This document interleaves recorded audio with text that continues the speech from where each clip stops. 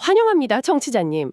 오늘 저희가 준비한 심층 분석, 이거 진짜 기대하셔도 좋습니다. 보통 우리가 사도 바울이라고 하면요. 네. 유대교라는 아주 오래된 종교를 버리고, 기독교라는 새로운 종교로 극적인 개종을 한 인물, 이렇게 알고 있잖아요. 지금 듣고 계신 청취자님도 아마 열의 9분, 그렇게 알고 계실 겁니다. 그렇죠. 저도 오랫동안 그렇게 배워왔으니까요. 그런데 말입니다. 오늘 우리가 파헤칠 이 자료가요. 이 수천 년 된 역사적 상식을 그냥 정면으로 뒤집어 버립니다. 완전히 새로운 관점을 제시하죠. 네, 바울은 종교를 바꾼 게 아니라 거대한 어떤 국가적 예언의 실체를 발견했다는 겁니다.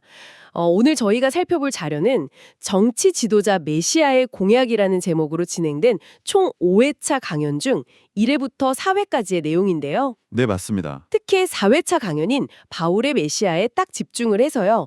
종교적 프레임에 갇혀있던 바울, 그리고 하나님 나라의 진짜 실체를 국가와 왕이라는 렌즈로 완전히 새롭게 재조명해 보겠습니다. 자, 본격적으로 들어가 볼까요? 좋습니다. 이 분석을 본격적으로 시작하기 전에요. 앞선 1, 2, 3회차 강연의 핵심 맥락을 잠깐 짚고 넘어가는 게 청취자님의 이해를 돕는 데 아주 중요할 것 같습니다. 아, 그렇죠. 배경 지식이 좀 필요하죠. 네, 이 전체 자료를 관통하는 가장 중요한 전제가 하나 있거든요.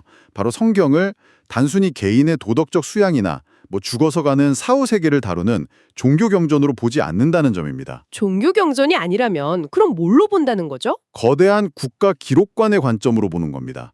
그러니까 영토가 있고 주권이 있고 백성이 존재하는 실제 국가의 통치 기록으로 텍스트를 읽어내는 거죠. 와, 국가의 통치 기록이요? 네, 이 새로운 렌즈를 장착하고 바울의 행적을 다시 들여다보면요. 우리가 기존에 알던 것과는 전혀 다른 아주 거대한 그림이 펼쳐지게 됩니다. 바로 그 지점입니다.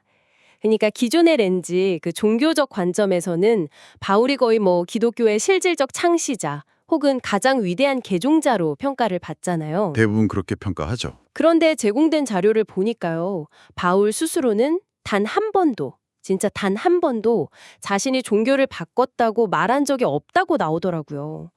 근데 잠깐만요. 네, 제가 자료를 보면서 갈라디아서 1장 13절, 14절을 봤거든요. 거기 보면 바울이 내가 이전에 유대교에 있을 때라고 아주 분명하게 과거형으로 말을 해요.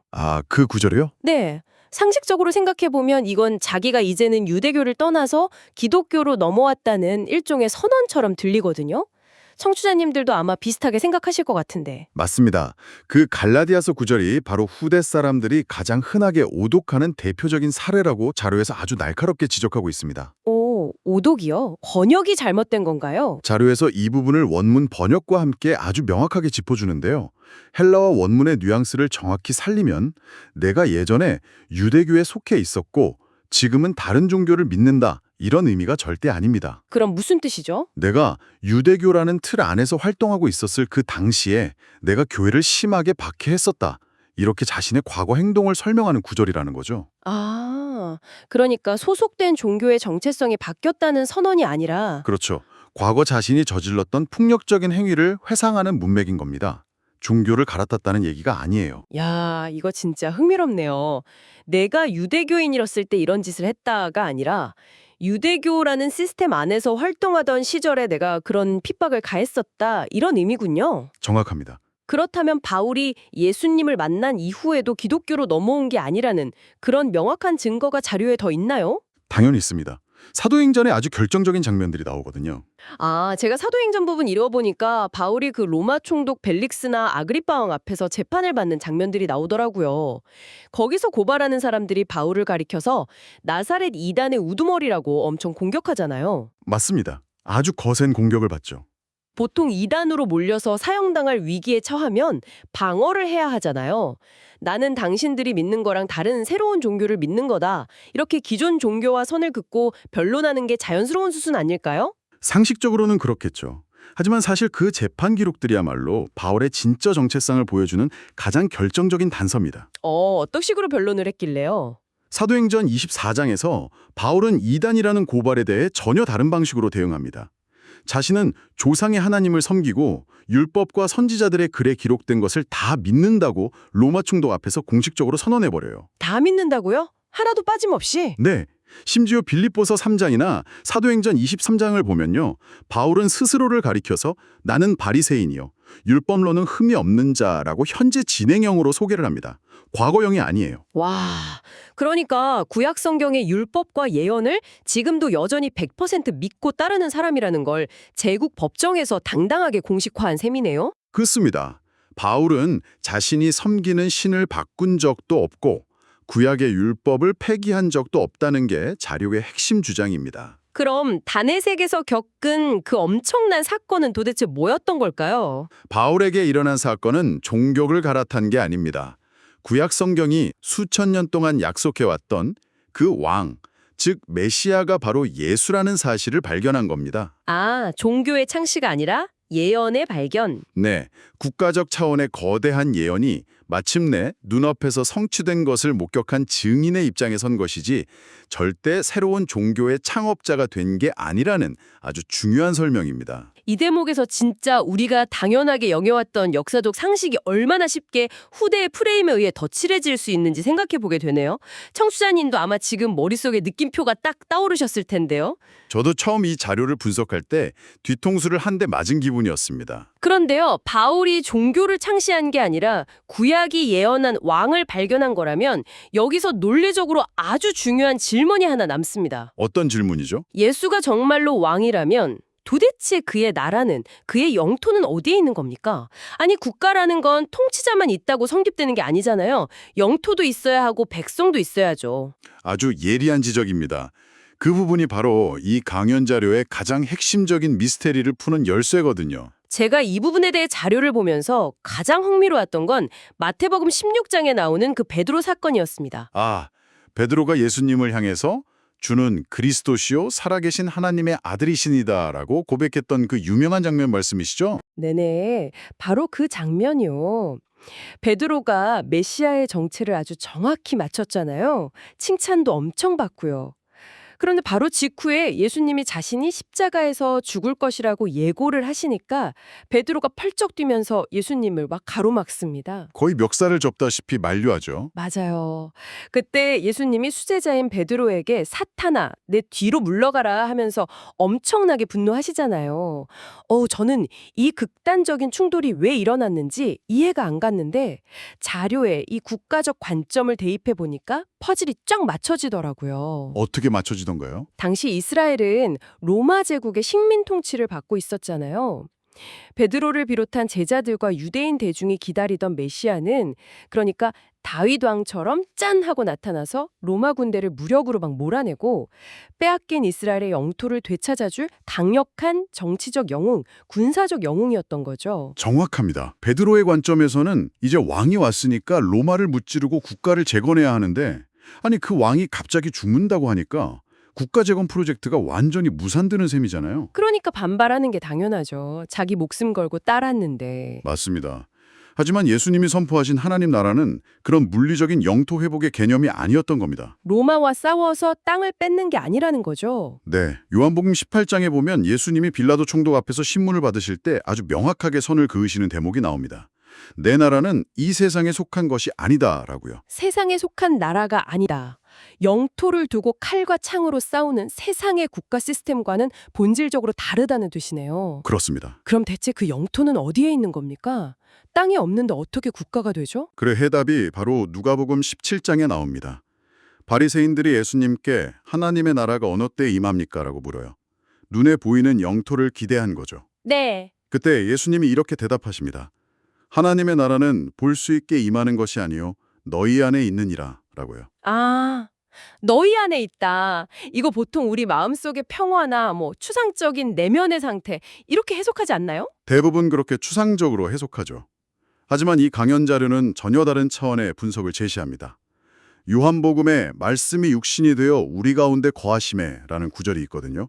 이걸 연결해 보면요. 연결하면 어떻게 되나요? 예수 그리스도 그분 자체가 이 땅에 내려온 하나님의 나라의 실체이자 영토라는 뜻입니다. 잠깐만요. 예수님 본인이 영토라고요? 네, 즉 왕이 존재하는 그곳, 왕 자체가 곧 국가의 시작이자 본체라는 아주 역동적인 개념인 거죠. 눈에 보이는 땅이 중요한 게 아닙니다. 와, 왕 자체가 국가다? 이거 진짜 강력한 개념이네요. 왕이 어디로 이동하든 그곳이 곧 국가의 중심이 되는 거니까요. 맞습니다. 그런데 여기서 또 하나의 놀라운 반전이 나옵니다.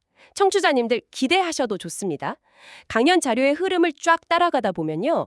초기에는 이 천재적인 사도 바울조차도 예수님이 말씀하신 이 하나님 나라의 실체를 온전히 이해하지 못했다는 팩트가 등장하거든요. 네, 바울의 서신들을 연대기 정도로 아주 꼼꼼하게 분석해보면 그 변화가 뚜렷하게 보입니다. 처음엔 어땠나요? 바울이 다메섹에서 예수님을 만난 직후나 1차 전도여행 때 썼던 갈라디아서나 데살로니가 전후서 같은 초기 기록들을 보면요. 네. 바울이 묘사하는 하나님 나라는 여전히 죽어서 가는 미래의 천국이거나 유대인들의 전통적인 기대처럼 언젠가 미래에 이루어질 이스라엘의 물리적 회복, 딱 그 정도의 개념에 머물러 있었습니다. 아, 메시아 자체가 현재 작동하고 있는 국가라는 그 엄청난 실체를 아직은 파악하지 못했던 거군요. 그렇습니다. 아직 퍼즐이 다 안 맞춰진 상태였던 거죠. 그러다가 바울의 머릿속에 있던 그 거대한 신학적 정치적 퍼즐이 완벽하게 맞춰지는 결정적인 사건이 발생하잖아요. 저는 개인적으로 사도행전 19장의 이 에베소 사건 부분을 읽으면서 진짜 일종의 지적 카타르시스 같은 걸 느꼈거든요. 그럴 만한 대목이죠. 이 강연의 클라이맥스이기도 하고요. 에베소에서 도대체 무슨 일이 있었던 건가요? 바울이 2차 전도 여행 중에 에베소라는 도시에 도착해서 어떤 제자들을 만납니다. 그런데 그들은 세례 요한의 물세례만 알고 있을 뿐 성령에 대해서는 전혀 모르고 있었어요. 성령을 모른다. 네, 그래서 바울이 그들에게 예수의 이름으로 세례를 주고 안수를 합니다.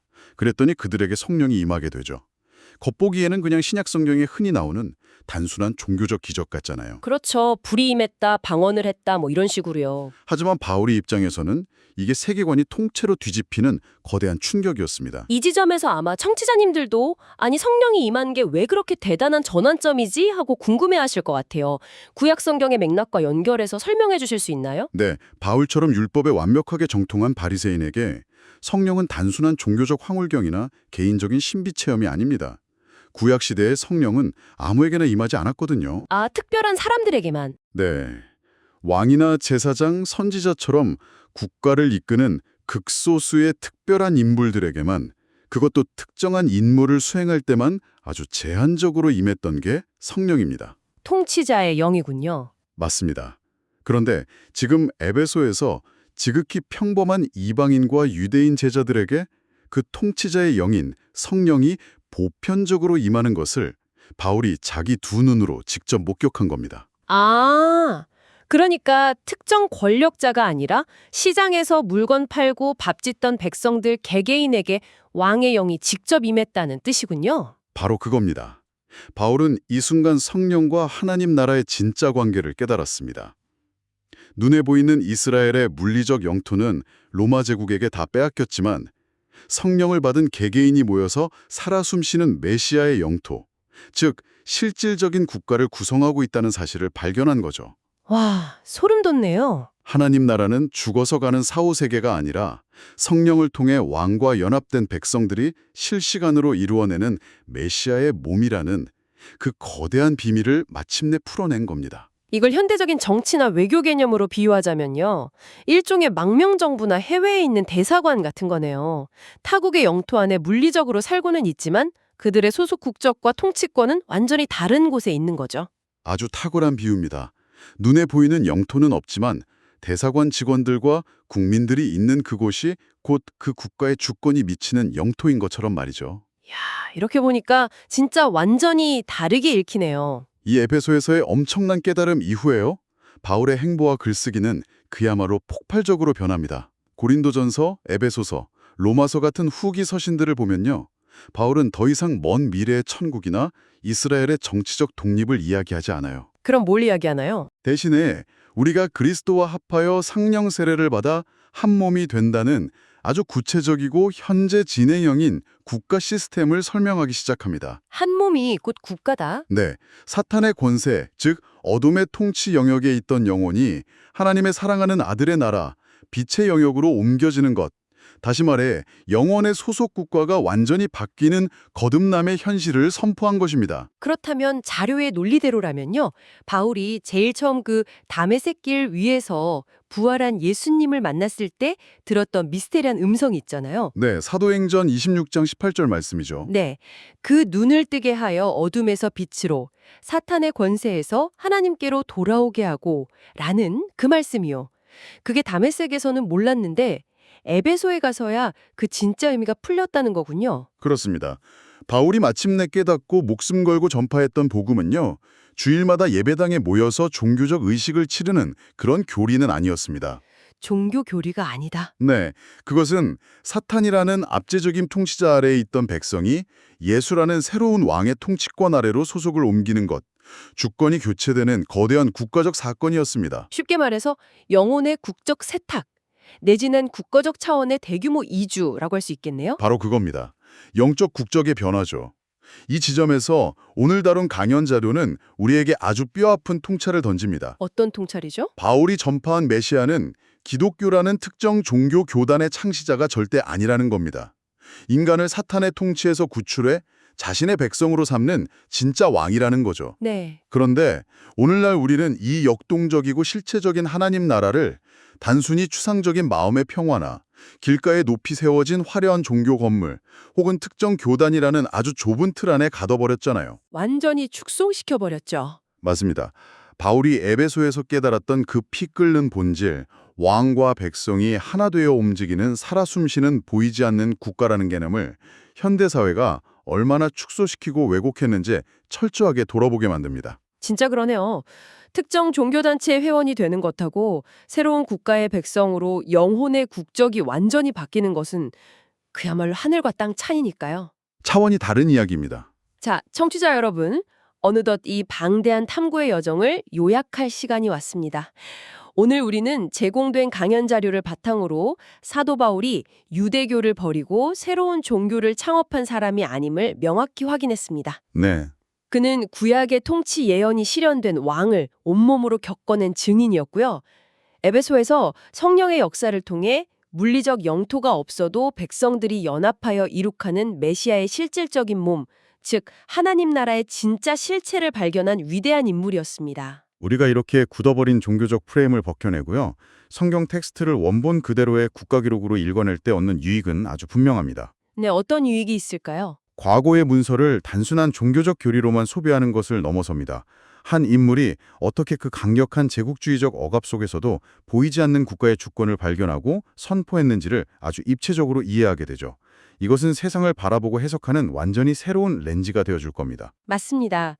오늘 이 깊이 있는 분석을 마무리하면서 자료의 내용을 바탕으로 청취자님들 일상에서 한번 곱씹어 볼 만한 도발적인 화두를 하나 던지고 싶습니다. 좋습니다. 만약 바울이 깨달았던 그 하나님 나라가 지도 위에 그을 수 있는 국경선이나 화려한 건축물이 아니라 진정한 왕의 통치를 받는 사람들이 실시간으로 구성해내는 보이지 않는 국가이자 이 땅에 실존하는 망명정부라면 말이죠. 네, 오늘날 눈에 보이는 거대한 권력과 물리적 영토, 자본을 놓고 피 튀기게 싸우는 이 현대의 거대 국가 시스템들과 국경을 초월해 존재하는 이 보이지 않는 국가가 역사 속에서 언젠가 정면으로 충돌하는 날이 온다면 과연 이 세상에는 어떤 형태의 거대한 균열이 일어나게 될까요? 정말 소름 돋는 질문이네요. 이것은 단순한 종교의 문제가 아니라 어쩌면 인간이 세운 모든 통치 시스템에 대한 가장 근본적인 반역일지도 모릅니다. 오늘 우리가 나눈 이 깊은 이야기가 지금 듣고 계신 청취자님의 생각의 지평을 넓히는 아주 즐겁고 강렬한 자극이 되었기를 바랍니다.